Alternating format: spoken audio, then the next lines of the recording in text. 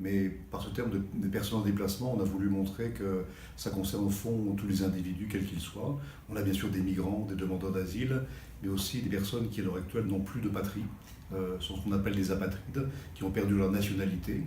Et puis ça concerne également les personnes qui sont, et c'est sans doute le plus grand nombre, des déplacés internes. Des personnes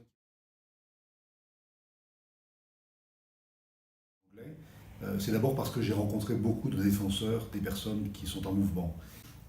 Récemment, donc en Hongrie, où j'étais à la frontière avec la Serbie, et confronté à l'entrée massive de migrants en Europe qui tentaient de franchir les barrières, et à une violence extrême à l'encontre des migrants, mais aussi à l'encontre de ceux qui essayaient de protéger ou de promouvoir les droits des défenseurs des droits des migrants.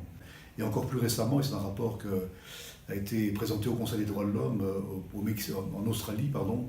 Et ce qui m'a frappé, notamment en Australie, c'est le fait que non seulement les migrants sont l'objet de violences extrêmes, mais également ceux qui sont les défenseurs des migrants. Ce qui m'a frappé, c'est la violence également judiciaire, puisqu'en fait, ces défenseurs sont criminalisés. Ils sont à l'heure actuelle menacés d'une peine de 2 ans de prison s'ils venaient à révéler ce qui se passe au fond dans les camps, de telle sorte qu'une chape de plomb pèse sur les camps de réfugiés et de déplacés en Australie.